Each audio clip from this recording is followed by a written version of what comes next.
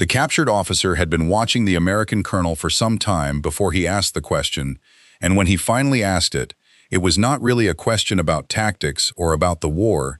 It was a question about the man himself, and it had clearly been troubling him for a while. He was a Chinese officer, taken prisoner in the fighting around the Chosin Reservoir, and he spoke enough English to make himself understood, and he had been brought into the area of the command post and had spent some hours watching the barrel-chested American colonel who so obviously ran the place.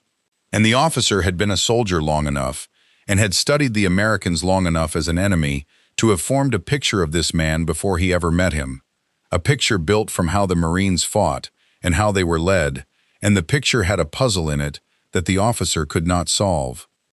And so he asked it. He asked the colonel how he was still alive. He did not mean it as a threat, and he did not mean it as an insult. He meant it as the genuine bafflement of a professional soldier looking at something that should not, by his understanding of war, exist. Because everything the officer had observed about how this colonel operated told him that the man should be dead. He led from the front. He went where the fighting was. He exposed himself, visibly, constantly, in ways that senior officers were not supposed to, in ways that got senior officers killed.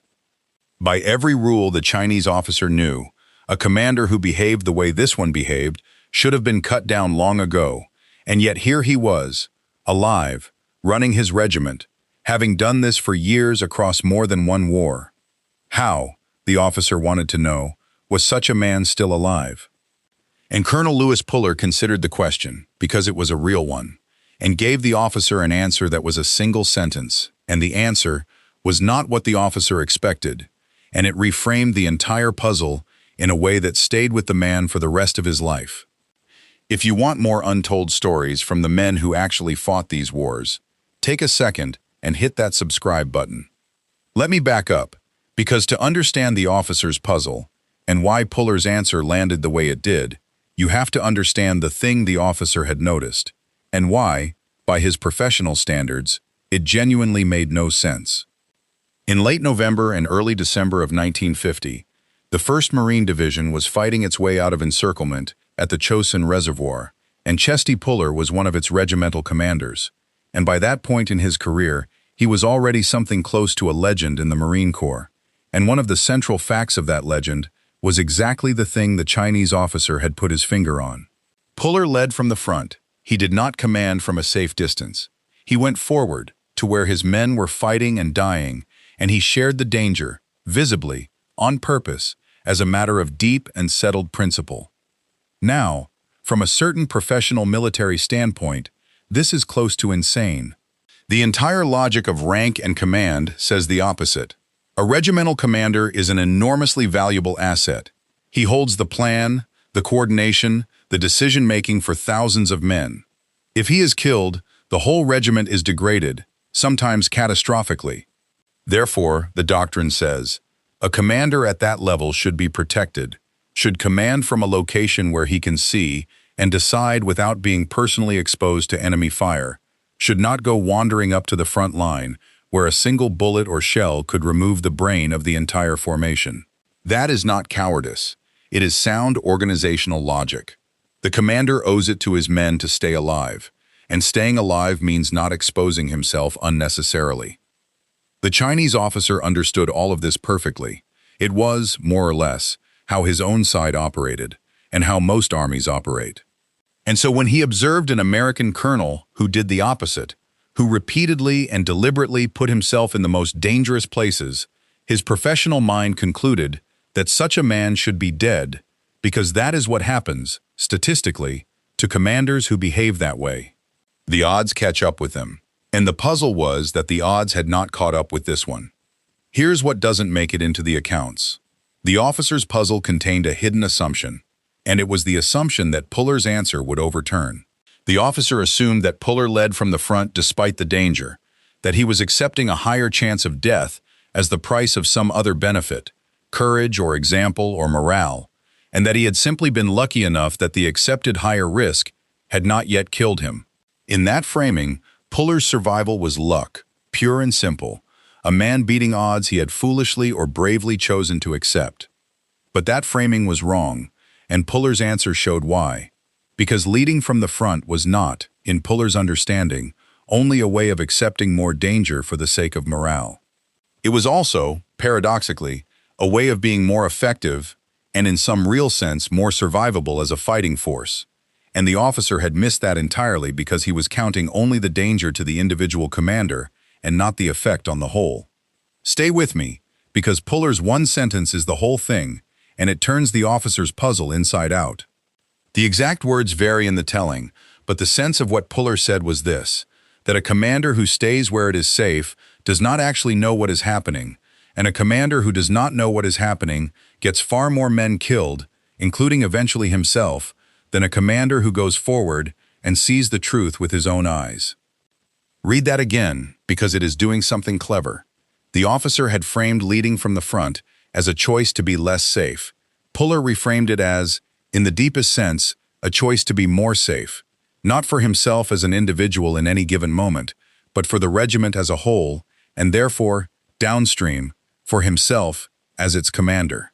Because a commander who commands from the rear is working from reports, from a picture assembled secondhand, always a little old, always a little wrong, and he makes decisions on that flawed picture, and the flawed decisions get men killed and lose battles, and a lost battle is far more dangerous to everyone, commander included, than a walk up to the front line.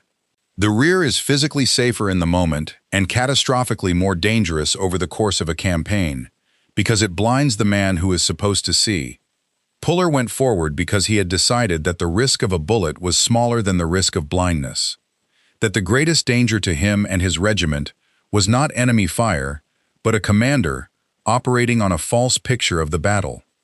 And so what looked to the Chinese officer like a man recklessly courting death was actually a man managing risk more intelligently than his cautious counterparts, accepting a small, visible, immediate personal risk in order to eliminate a large, invisible, cumulative risk to everyone.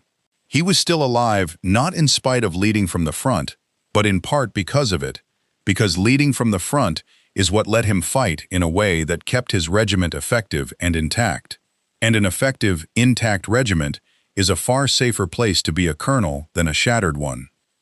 And this is where it gets complicated, because it would be easy to take this too far, to turn it into a simple slogan that leaders should always expose themselves, and that is not quite right either, and Puller knew it. There is a real cost to a commander being killed, and there are commanders who have thrown their lives away pointlessly at the front, and cost their men dearly by dying. The recklessly brave officer who gets himself killed on the first day is not a model, he is a casualty. So the lesson is not simply be brave and go forward. The lesson is subtler, that the safe-looking choice and the actually safe choice are not always the same, that hiding from the immediate visible risk can expose you to a larger hidden one, and that the real skill is seeing the whole risk picture clearly enough to know which danger is the one that will actually destroy you. Puller was not careless with his life. He had simply calculated, correctly, that for a commander, blindness kills more surely than bullets. See, what most people miss about this story is that they think it is about physical courage. It is about a much rarer thing, which is clear sight about risk. The Chinese officer, and most people, saw two options, the safe rear and the dangerous front, and assumed the smart move was the safe one. Puller saw that the labels were misleading, that the safe rear carried a hidden risk that was larger than the obvious risk of the front, and that true safety, real risk management, meant going toward the visible danger in order to escape the invisible one. That is not courage in the simple sense of not being afraid. It is intelligence about danger, the ability to see past the risk that is obvious and frightening to the risk that is quiet and fatal, and to act on the second even when it means embracing the first. And there is a reason this reaches into every life, far from any battlefield. Because almost everyone faced with a choice instinctively moves toward what feels safe and away from what feels dangerous. And almost no one stops to ask whether the safe-feeling option carries a hidden risk larger than the scary one. The safe job that slowly kills your ambition. The hard conversation you avoid, whose avoidance quietly destroys the relationship. The comfortable choice whose comfort is precisely what makes it dangerous over time. Over and over, life offers a rear that feels safe and a front that feels dangerous.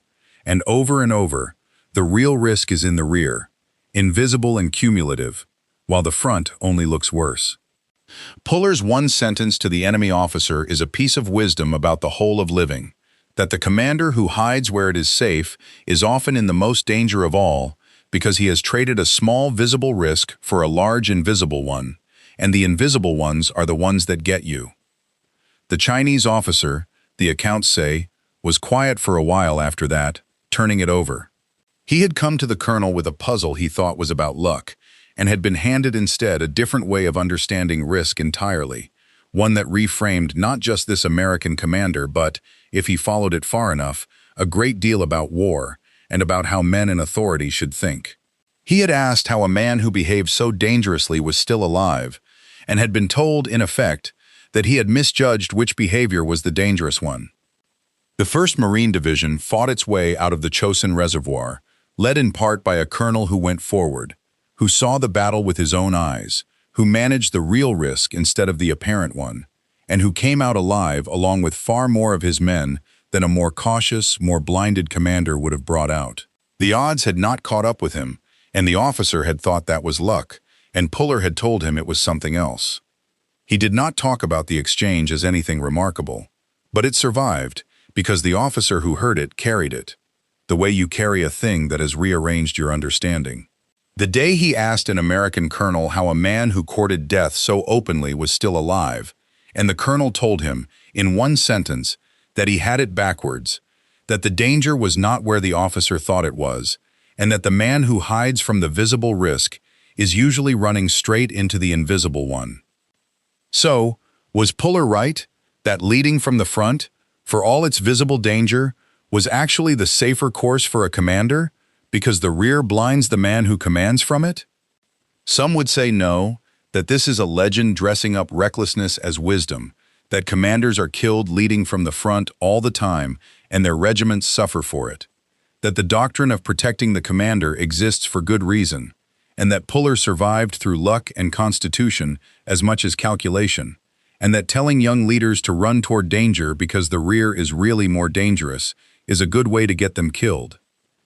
Others would say Puller had identified something real and widely missed, that the gravest danger to any leader is operating on a false picture, that the physical safety of the rear is bought at the price of the blindness that loses battles and gets far more men killed, and that his willingness to trade a small visible risk for the elimination of a large invisible one was not recklessness, but the highest form of clear sight about danger.